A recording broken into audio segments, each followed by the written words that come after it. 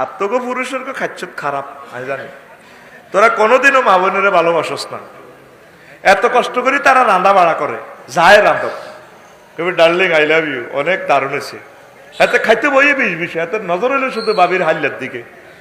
ইলিশ মাছ রাঁধছে, গরু গোস্ত রাঁধছে, এত তোরও ডক নাই গোস্তরও ডক নাই, সাহসে বাবি কি রাঁধছে, সবসময় তো বাবির প্রশংসা। ইতিহাস যাবো গুলি রাঁধি, তারপর সিঙ্গি মাছ দিয়ে নদীর সুন্দর করে রাঁধে হালত দুয়ারও রায় দিছে ফাঁক করো।